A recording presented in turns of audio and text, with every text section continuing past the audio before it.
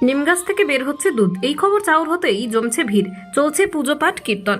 এমনকি ওই গাছ ঘিরে একটি মন্দির গড়ে তোলার দাবিও উঠেছে। কয়েকদিন আগেই ঝাড়গ্রামে এই রকম ঘটনার খবর সামনে এসেছিল। নিমগাছ থেকে এক ধরনের সাদা তরল বের হচ্ছিল, যা ঘিরে ব্যাপক চাঞ্চল্য ছড়িয়েছিল ওই এলাকায়।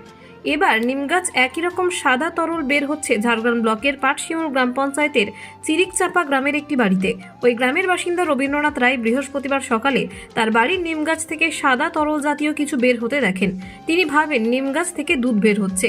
সঙ্গে সঙ্গে এই খবর ছড়িয়ে পড়ে গোটা গ্রামে। এলাকার মানুষজন এটা ভগবানের হাত মনে করে পুজো পাঠ শুরু করেন। অপরদিকে বেলা যত বাড়ে গুজব তত ছড়িয়ে পড়তে থাকে। দূর দূরান্ত থেকে মানুষজন আসতে থাকে রবীন্দ্রনাথ রায়ের বাড়িতে। নিমগাছ থেকে দুধ জাতীয় তরল বের হতে দেখে তারাও অবাক হয়ে যান। এমনকি একদল ভক্ত খোল করতাল নিয়ে কীর্তন শুরু করে দেন। গ্রামবাসীদের সরল বিশ্বাস ওই নিমগাছটিই ভগবান, তাই সেখানে একটি মন্দির গড়ে তোলার প্রস্তাব উঠতে শুরু করেছে ইতিমধ্যেই। যদিও নিমগাছ থেকে সাদা তরল জাতীয় পদার্থটি আসলে কি সেটা জানা সম্ভব হয়নি। প্রশাসনও এখনো এই বিষয়ে কোনো আলোকপাত করেনি, ফলে গুজব দ্রুত ছড়িয়ে পড়ছে। গ্রামের মানুষজন সহজ সরল বিশ্বাসে ওই নিমগাছটিকে পুজো করা শুরু করেছে।